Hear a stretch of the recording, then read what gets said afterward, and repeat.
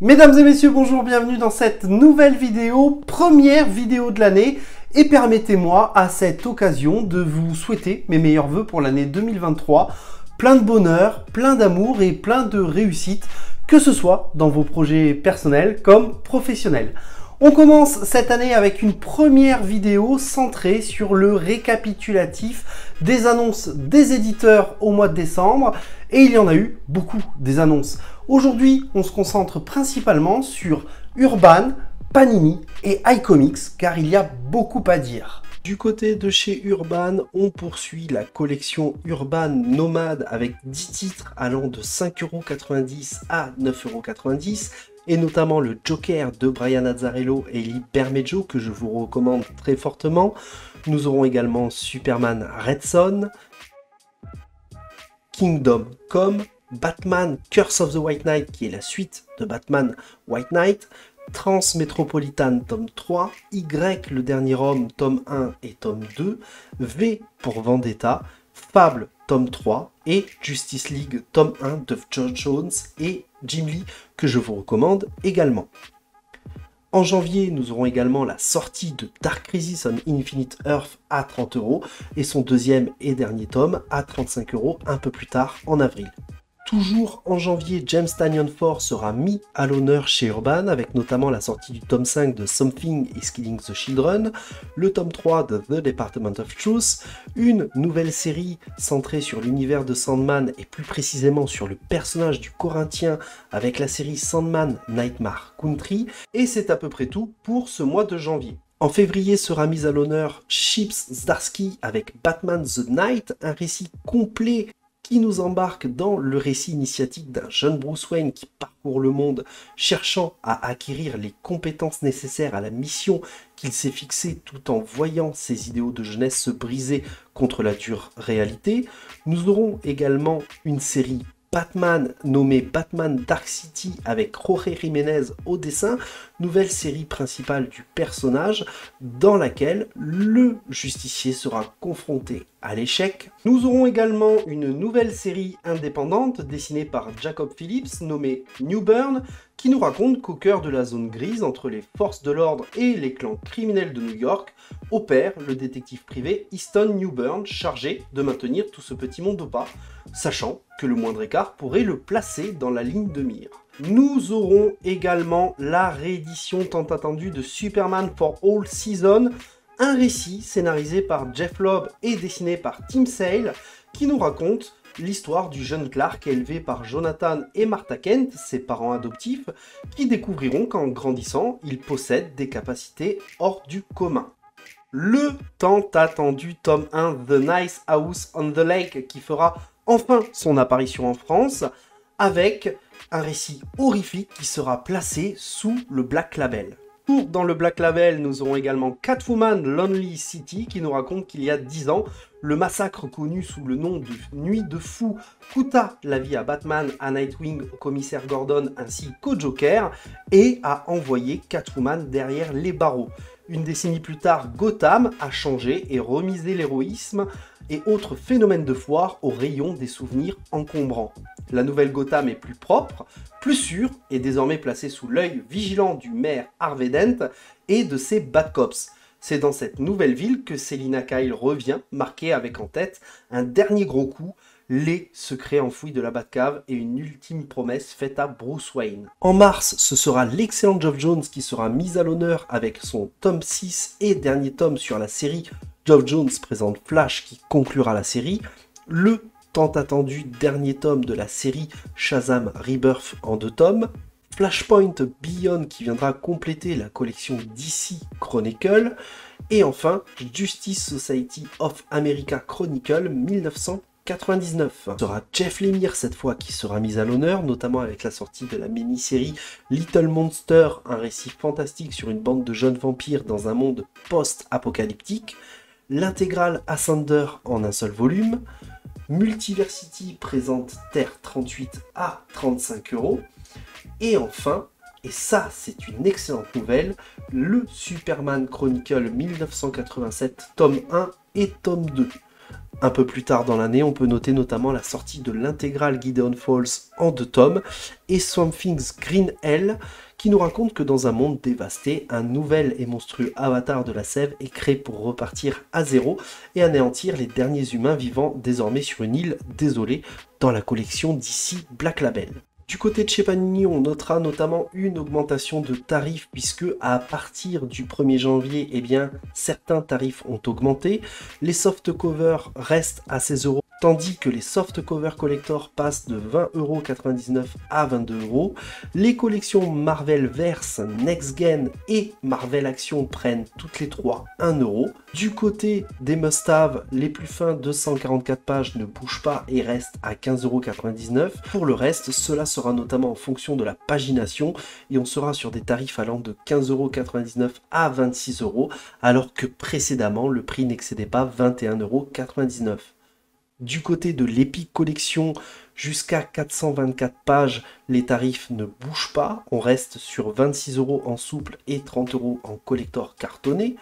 De 432 pages à 480 pages, on passe à 28 € en souple et 32 € en collector cartonné. Et enfin, à partir de 488 pages, on passe de 30 € en souple à 34 € en collector cartonné.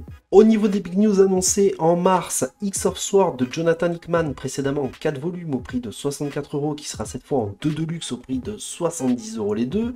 L'intégrale X-Men 1997 au prix de 36 €. Le second tome de l'Ancienne République entre 30 et 32 € dans l'Epic Collection.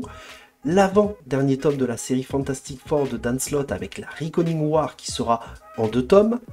Un omnibus Fantastic Four de Hickman qui sera potentiellement en 2 tomes. Hulk Grand Design de Jim Rugg. Le premier tome de Captain America par Brubaker en omnibus, un tome de 704 pages qui compile les 25 premiers épisodes de la mythique série. L'intégrale Iron Man 1979-81 qui contient les épisodes 129 à 144 dans un volume de 336 pages. Toujours du côté de Iron Man, le premier volume de l'Epic Collection avec le retour de Michelini et Layton qui contient notamment la guerre des armures pour 34 €. La réédition de Conan Savage Sword of Conan en omnibus tome 1 à environ 90 €. Le dernier tome de Thor de Jason Aaron en 100%, le tome 2 de Star Wars les années Marvel avec la période l'Empire contre-attaque et le retour du Jedi en omnibus, un album hommage exceptionnel à Spider-Man Amazing Fantasy 1000, ainsi que le très attendu Marvel Deluxe Moon Knight. Nous aurons également Sunstone de Stjepan Sejic et le premier tome de Fine Print toujours de Stjepan Sejic. Et pour finir, une nouvelle collection à petit prix qui sera centrée cette fois sur 6 héroïnes qui ne sont autres que Jessica Jones de Bendis, Miss Marvel, She-Hulk de Dan Slott, Captain Marvel, Black Widow et la Thor de Jason Aaron. Au mois d'avril, cette fois, le premier tome de la Légende des Jedi entre 30 et 32 € dans l'Epic Collection, l'album 100% Star Wars Solo et Chewbacca, l'Epic Collection 91-92 des Fantastic Four entre 32 et 34 €, en 100% la mini-série de 2022 New Fantastic Four de Peter David et Alan Robinson, 2 nouvelles séries Captain America en 100% avec le tome 1 La Sentinelle de la Liberté et Symbole de la Vérité qui lui sera centré sur Sam Wilson. L'Omnibus New Avenger tome 1 de Brian Michael Bendis, l'Omnibus tome 1 de Miracle Man sûrement en 2 omnibus, 3 soft cover hardcover Judgment Day de 170 pages en avril, mai et juin, le 3e album Visionaries qui poursuit l'exploration des icônes de Marvel et enfin le 2e volume de l'intégrale Moon Knight. Pour finir, du côté de chez Panini, Panini nous annonce la fin de la collection Marvel Icons, une collection que personnellement j'aimais beaucoup, même si je sais que certains disent que la qualité n'est pas au rendez-vous, mais dans cette collection, moi personnellement j'avais les Daredevil de Miller, les Spider-Man de Straczynski et les Spider-Man de Michelini. D'autres comme vous ont sûrement d'autres personnages dans cette collection. Et malheureusement, eh bien, certaines séries en cours ne verront pas leur fin aboutir, et donc il faudra soit se tourner vers la VO, soit attendre une réédition, peut-être en omnibus ou en deluxe. À mon avis, je penche plutôt pour l'omnibus, hein, vu la vague d'omnibus qu'il y a en ce début d'année. Donc attention, si vous achetez des Marvel Icons d'occasion, faites bien attention que la série soit complète. On termine du côté de chez iComics, iComics qui nous annonce qu'en 2023, eh bien, l'année 2023 sera l'année des Tortues Ninja, et c'est le cas, puisque le 15 mars, on accueillera en librairie eh bien, le 19 et dernier tome de la série actuelle TMNT, ainsi que Shredder in Hell, que personnellement j'attends beaucoup. Il devrait y avoir également au cours de l'année le TMNT Heroes, qui viendra compléter notamment le TMNT Villains qui est sorti en 2022. Mais ce n'est pas tout, puisque iComics nous annonce qu'au mois d'août, suite à la sortie du film d'animation sur nos écrans, eh bien, nous aurons l'édition de TMNT Reborn, la suite de la série actuelle, cette fois avec aux manettes Sophie Campbell dont je vous ai déjà parlé, qui a dessiné à plusieurs reprises dans la série actuelle, mais nous aurons également une réédition en intégrale souple de la série actuelle, avec un prix qui serait a priori entre 30 et 35 €. Je ne peux pas en dire plus parce que je n'en sais pas plus pour le moment.